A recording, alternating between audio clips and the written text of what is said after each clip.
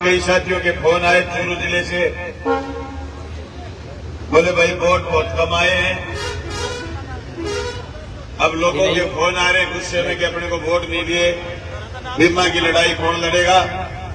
तो मान लो बताओ उमराव हो ही रिश्ता हमारे एक दिन, बोलो वोट कम आए हैं, अभी मैं लड़ाई थोड़ा देर रुक के लड़ागा। पर भाइयों, लड़ाई और संघर्ष में कई लोग आ करेगा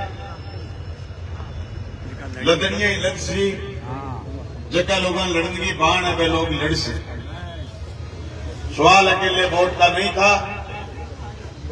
किसान सभा ने बात की कि आपके मुद्दों को लेकर के हम संघर्ष करेंगे, ये बात सही है। सदन में अगर तुम्हारा आदमी हो तो राज की हिम्मत नहीं होती आप पर ज्यादती कर दे, आप पर जुल्म कर दे और आपकी बात नहीं सुने। अब तो अभी लोकसभा का चुनाव है, लोकसभा के चुनाव को लेकर के मौजूदा सरकार ये तनाव में है कि कल को कोई बात हो गई तो कल बड़े थे आज फैल हो जाएंगे। लेकिन लोकसभा चुनाव से लेकर के अगले चुनाव तक बीच में फिर छोटे चुनाव आएंगे, बड़ा चुनाव नहीं बचेगा। उसमें मजबूत संगठन की दरकार होगी, या फिर आपका आदमी किसी न किसी सदन में पूछे, आपकी बात करे। भाइयों, मुझे याद है 2018 में दिसंबर में हम भादरा से एमएलए जीते। 2018-19 का रबी का बीमा क्लेम 248 करोड़ रुपए मेरी कॉन्स्टिट्यूंसी का बना। आज जो बीमा कंपनी कह रही है कि चने नहीं है, बिजाई नहीं है, क्योंकि सही बात कह रहे थे निर्मल, अब उनको दिख गया कि धूप पड़नी शुरू हो गई, बरसात हुई नहीं। जो चना बीजा था महीने डेढ़ महीने पहले खत्म ही हो गया। आज वो कह रहे धरती पर चना नहीं है, गिरदावरी उस समय उन्होंने करवाई नहीं। यही स्थिति थी। पर मैं राजस्थान की विधानसभा में था, मैंने कहा हमने चने बीजे और चने इतने बड़े बड़े हो गए थे जब मैं शपथ खाने आया था, अब चने बढ़ गए। तो गिरदावरी ली थी चने की, क्रॉप कटिंग भी हो गई और बीमा भी जोरदार आया और मेरे जिले में 450 करोड़ और मेरी कॉन्स्टिट्यूंसी में 248 करोड़ रुपए बीमा क्लेम आया।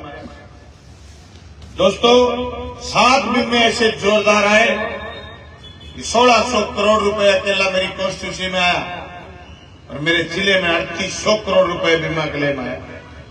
कल मैं पल्लू था, पल्लू से लेकर के ठेठ भादरा के शेरडा तक बीमा क्लेम आया। हनुमानगढ़ जिला जो आपसे सीख करके 2012 में तारानगर के गढ़ के आगे की लड़ाई और एसडीएम कार्यालय राजगढ़ के आगे की लड़ाई को हम भादरा की सड़कों तक लेकर के गए और राजस्थान की विधानसभा तक लेकर के गए। राजस्थान की विधानसभा में मजबूती से हमने बात रखी।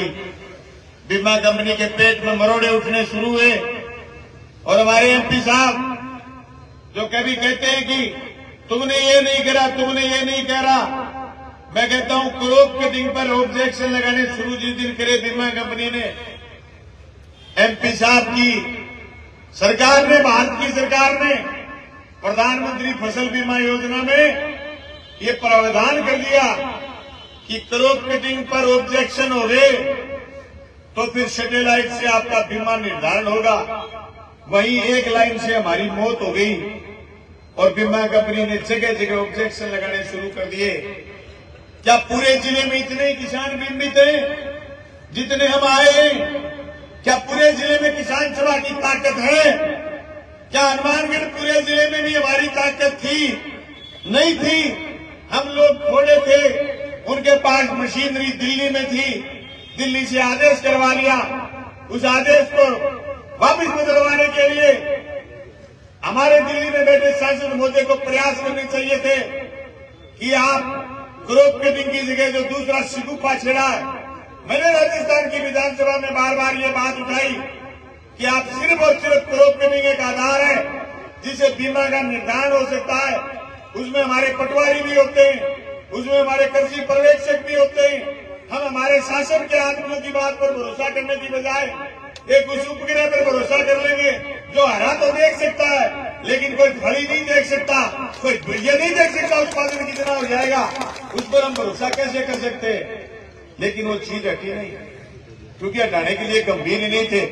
वो तो ये थे कि बलवान पुनिया ने पोस्ट डाल दी कि बागरा तहसील में इतना बीमा क्लेम आया, तो फिर बीमा कंपनी के एक एक आदमी को आपके तो थोड़े ऑब्जेक्शन लगाने की कोशिश कर रहे हैं।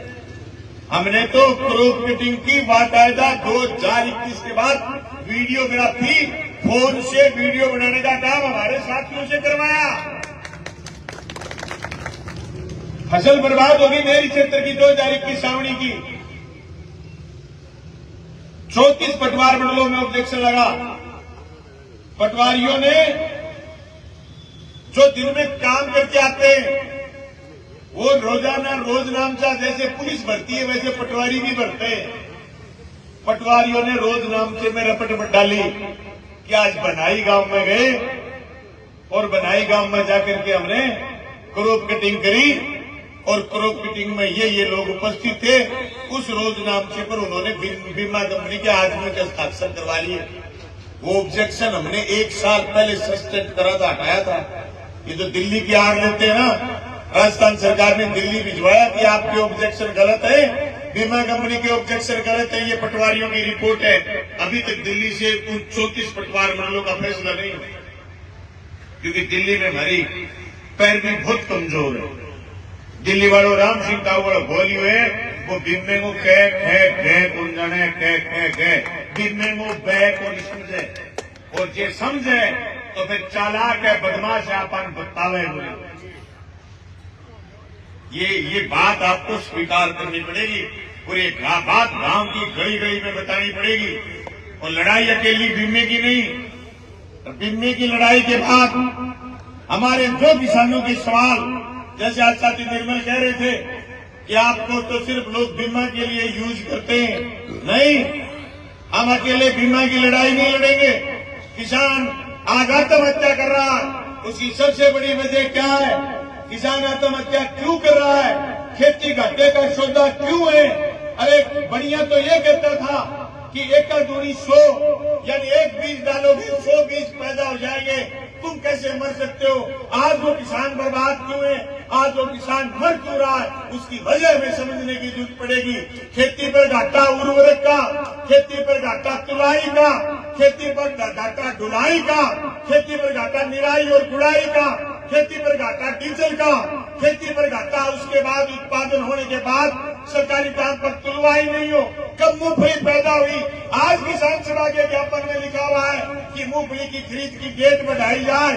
जो खेती का घाटा है वो इन नीतियों की वजह से है कि किसान की खेती पर जो लागत आ रही है वो लागत उत्पादन से ज्यादा है, उत्पादन के मुनाफे से ज्यादा लागत है, इसलिए खेती के घाटे का सौदा हो गई। और जिन किसानों की खेती, जिन किसानों की डिपेंडेंस, जिन किसानों की निर्भरता सिर्फ खेती पर है, उनके घर में कोई ट्रांसपोर्ट में गया, उनके घर में कोई सरकारी नौकरी में गया, उनके घर में कोई दुकानदारी है, उनके घर में कोई व्यवसाय है, या उनके घर दूसरी कोई आमदनी का साधन नहीं है, वो घर आज घाटे में है। उसकी वजह ये कि उसको स्वास्थ्य, बीमार हो गया तो खरीदना पड़ेगा, बेटे को पढ़ाना है तो फीस भरनी पड़ेगी, अगर उसको कोई भी चीज चाहिएगी, सरकार की रियायती दरों की चीजें बंद होती जा रही हैं, एक एक चीज समेटी जा रही है। अरे भाइयों, थोड़े दिन पहले इलेक्शन थे, देश के माननीय प्रधानमंत्री आए, छाती ठोक के कह रहे थे कि मैं गारंटी देके जा रहा हूं, अगर राजस्थान में भाजपा की सरकार बनी तो गुजरात और मध्य प्रदेश के बराबर डीजल के दाम हो जाएंगे। कल उनकी सरकार भी बन गई, उनकी सरकार की वित्त मंत्री ने बजट पेश करा, जिक्र नहीं करा बेईमान ने डीजल और पेट्रोल का भाव का जिक्र नहीं करा, मोदी की गारंटी फेल हो गई। चीख चीख के कह रहे थे मोदी जी कि 450 रुपए में गैस का सिलेंडर मिलेगा। कल बजट पेश हुआ, बजट में सिलेंडर का जिक्र तक नहीं करा। कह रहे कि 2 करोड़ रोजगार देंगे, मोदी जी कहते थे। जब 2014 में आए 2 करोड़ साल पूरे हो गए, 20 करोड़ रोजगार क्या उन्होंने पैदा करे? क्या हमारी नई जनरेशन के लिए उन्होंने 5-10 साल में 20 करोड़ रोजगार पैदा करे? नहीं पैदा करे। तो रोजगार हमारे बच्चों के पास नहीं, शिक्षा फ्री हमारे बच्चों के पास नहीं, स्वास्थ्य बीमार हो जाए तो फ्री हमारे पास नहीं, तो फिर हमारे पास है क्या? हमारे पास सिर्फ और सिर्फ है तो कर्ज है, घाटा है। वो घाटा हमारे सर पर बढ़ता जा रहा है। ये देश को बेवकूफ बना रहे हैं कि देश आगे बढ़ रहा है। जिस दिन मोदी जी राज में आए थे, इस देश को कर्जा था 55 लाख करोड़ का। आज मोदी जी ने उस कर्जे को बढ़ा करके ले गए 202 लाख करोड़ रुपए। इस देश का कर्जा बढ़ा है तो इस देश के लोगों का विकास नहीं हुआ। मैं दावे के साथ कह सकता हूं, जिस तरीके से इस देश की जनता को सांप्रदायिकता के लेप में, जाति और धर्म के लेप में, जाति और धर्म के उम्फन में डबो करके लोगों को बर्बाद करने का काम मोदी जी कर रहे हैं। जिस दिन इस देश की जनता को समझ में आएगा, सब कुछ लुटा करके हम बैठे होंगे और हमारा हाल भी उन सऊदी अरब के उन देशों जैसा हो जाएगा जिन देशों में लोगों ने धार्मिक कट्टरता पहनी हुई थी, चाहे वो अफगानिस्तान हो और चाहे दूसरा कोई देश। हम बर्बाद हो गए। हमें समझने की और समझाने की जरूरत है। कह रहे थे कि विदेशों में काला धन है, राज में आएंगे और काला धन वापिस लाएंगे। एक भी बेईमान, एक भी काले धन वाले आदमी को पकड़ करके नहीं लाए। जो विपक्ष में बैठे हैं बोल रहे हैं, उसका टेटुआ बंद करने के लिए उसको जेल में ठोक रहे हैं, काले धन वाले को वापिस नहीं ले आए। अरे किसान भाइयों, क्या वो काला धन अब नारंगी हो गया? क्या वो काला धन बीजेपी के धन जैसा होगा? कह रहे हैं कि देश में कोई ऐसी वॉशिंग मशीन नहीं है भारतीय जनता पार्टी जैसी। कितना ही भ्रष्ट और बेईमान आदमी, जिसको टेलीविजन में दिखाते हैं कि बड़ा भ्रष्ट है, बड़ा बेईमान है और इतना निकम्मा है कि ये देश के लिए खतरा है, वो आदमी अगले दिन भारतीय जनता पार्टी ज्वाइन कर ले, गंगा जी में डुबकी मरा दिए जाए। आप भाजपा गंगा समझे। कितने मुख्यमंत्री गिनाऊं मैं आपको जिनको इन्होंने डराने का काम करा, धमकाने का काम करा और उनसे सत्ता परिवर्तन करवाई। ये शरद पवार का भतीजा था अजीत पवार, उसको ये कहा कि कहां घूम रहा भाई? कि जी मैं महाराष्ट्र में राजनीति कर रहा हूं और शरद पवार और मराठा इकट्ठे होकर के आपको नेस्त नाबूद कर देंगे। अरे बोले मनीष सिसोदिया तेने तपड़ी बिछा जाएगा। वो बोलो मेरे आईडियो के बोले पार्टी ज्वाइन कर लो। उसको पार्टी ज्वाइन करवा दी, उस उधर से गठबंधन पड़वाया, इधर जोड़ दिए। अब अजीत पवार से, अब अजीत पवार से गन्नों खा जा, चाहे मील खा जा, चाहे देश में खा जा, अब उनके लिए सही है। थोड़े दिन पहले क्या करा इन्होंने? झारखंड की सरकार गिरवाने के लिए आदिवासी से पंगा ले लिया। आदिवासी ने, हेमंत सोरेन ने इनके पैर नहीं पकड़े, इस्तीफा दे दिया। 2 दिन भीतर भी आया, दूसरी सरकार बना ली और ये कहा विधानसभा में कि तुमने गलत आदमी से पंगा ले लिया। आदिवासी और किसान मिलकर के इस कॉरपोरेट सरकार को, पूंजीपतियों की सरकार को उखाड़ फेंकेंगे। हेमंत सोरेन छोटे से राज्य का मुख्यमंत्री रहा है, लेकिन उन्होंने कितने मुख्यमंत्री तोड़े। आपके घर में लोटा होगा, आज के बाद लोटे को लोटा मत कहना, लोटे का नाम नीतीश रख सकते हो आप। उस नीतीश को इन्होंने पलटी मरवा दी, रातों रात पलटी मरवा दी। ये छोड़ने वाले नहीं, उन लोगों को जो विरोध करते हैं, अगर उनमें थोड़ी बहुत कमजोरी है। बलवान बोल रहा है, एमएलए रहा आदमी बोल रहा है, तो ये समझ लो ये सारे कैमरे बता रहे हैं कि मोदी और शाह इस देश को बर्बाद कर रहे हैं। अगर बलवान में इतनी सी कमजोरी होगी तो टेटुआ पकड़ के या तो जेल में डाल देंगे या भारतीय जनता पार्टी में शामिल कर लेंगे। अब भारतीय जनता पार्टी बैठे हुए आदमी से तुम ये उम्मीद करो कि बड़ी कॉर्पोरेट कंपनी से लड़ लेगा, बीमा कंपनी से लड़ लेगा। अरे बीमा कंपनियों का फायदा कितना हुआ है?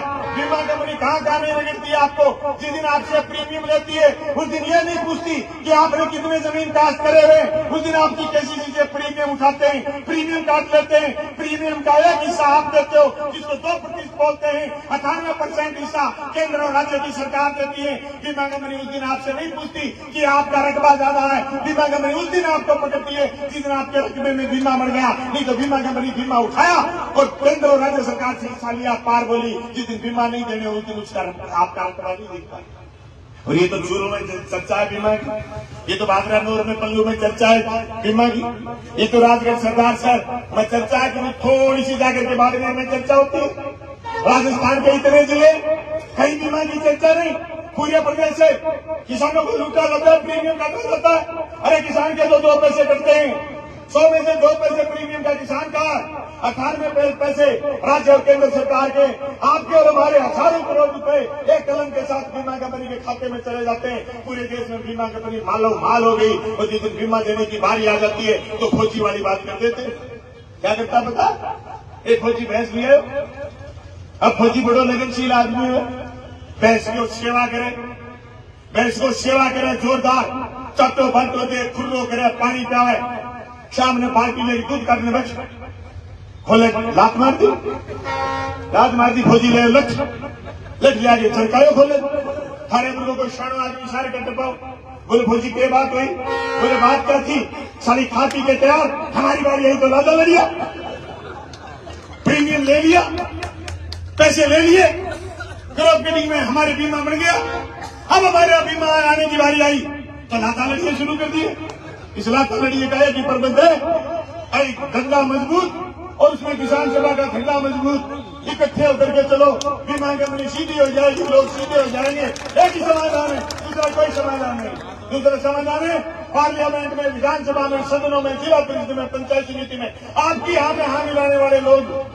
मेरे वहां एक सरपंच आपके बीच तो आया, आजकल तो सरपंच बिना रीढ़ के होते जा रहे।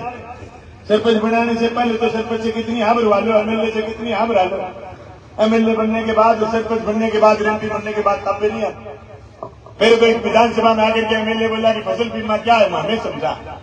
मैं जो विधायक क्या है तो मुझे समझा। क्या भाई जी ये थे विधायक हो गया, मैं मगना थे वो तू ये तो ही बोली। मैं तो बीमे की लड़ाई लड़ के खाया, और हमारी तस्वीर में जब तक 800 करोड़ बीमो आ गया, 800 करोड़ बीमो आ गया। ये बताओ थे बीमो क्यों बोली? सीखो कि जरूरत को पड़ी, चर्चा नहीं है हमारे बीमा की। मेरे को तो कई क्यों कह देते कि तने लूट लिया, बीमा कंपनी को लूट लिया। अरे बीमा कंपनी ने हमें कितना लूट लिया, देश के किसान को कितना लूट लिया। 35,000 करोड़ का मुनाफे में बीमा कंपनी, 35,000 करोड़, 1 करोड़, 100 करोड़, 1000 करोड़, 1000 करोड़, 35,000 करोड़, दो सालों में 35,000 करोड़, सारी पड़ाओगे तो 1 लाख करोड़ के मुनाफे में। पता है मोदी जी ने थोड़े दिन पहले क्या कांड करा? आज ये छगन जी मांग कर रहे कि हमारी मूंगफली तोलो। पिछले 5 साल में 1 लाख करोड़ रुपए, 1 लाख करोड़ रुपए में दुरुस्त करा रहा हूं आपको आंकड़ा, जो बजट में स्वीकृत करे किसानों के लिए, जो पैसे काम आने थे फसल बीमा की प्रीमियम देने में, जो पैसे काम आने थे आपकी सब्सिडी में फसल तुलाई, जो पैसे काम आने थे अनुसूचित जाति, अनुसूचित जनजाति के किसानों को डेवलप करने में, करे नहीं। फसल तो ली नहीं, खरीदी नहीं सरकारी रेट पर। 1 लाख करोड़ रुपए गए दिनों में वापिस भारत सरकार को लौटा दिए कृषि मंत्रालय ने, किसान को नहीं दिए। 1 लाख करोड़, ये आंकड़ा छोटा नहीं। ये तो गड़ियाड़िया शुभ आते हैं कि किसान के लिए ये करते, किसान के लिए वो करते। सिंचित क्षेत्र विकास विभाग 2015 के बाद मोदी जी ने खत्म कर दिया, बंद कर दिया। मैंने जब मेरे विधानसभा क्षेत्र के लिए खाड़ों की मांग करी तो मैंने राजस्थान सरकार पे मैंने प्रश्न लगाया, क्या बकाया खाड़ा निर्माण के लिए सरकार बजट का प्रावधान करेगी? तो मुझे राज्य सरकार ने उत्तर दिया 2020 में कि केंद्र के सिंचित क्षेत्र विकास विभाग को 2015 में बंद कर दिया गया है। उसके चलते राज्य सरकार को केंद्र से कोई केंद्रांश नहीं मिलता, इसलिए राज्य सरकार इसमें पैसे देने में असमर्थ है। तब मैंने जाकर के अशोक गहलोत को कहा, राज्य सरकार असमर्थ है, आपकी बताओ। तो उन्होंने मुझे 200 करोड़ रुपए दिए। आज मेरी कॉन्स्टिट्यूंसी में खाड़ा निर्माण खुल रहा। मुझे 1,16,16 वोट किसानों के बेटों के लिए कॉलेज बनाने के, किसानों के खेतों के खाड़े बनाने के, नहरों के पुनर्निर्माण के, खेतों में सड़क, आपके टिब्बे का रास्ता, ऐसा रास्ता जिसमें औरतें बंद गाड़ी लेके जा रही और बलवान वहां से गुजरा, गाड़ी फंस गई। तो दूसरी बार वोट मांगने गया हूं, सड़क पर गया हूं, मैं क्या उन महिलाओं से, धक्का मार के काट दो मेरी गाड़ी, अगली बार वोट मांगने आऊंगा।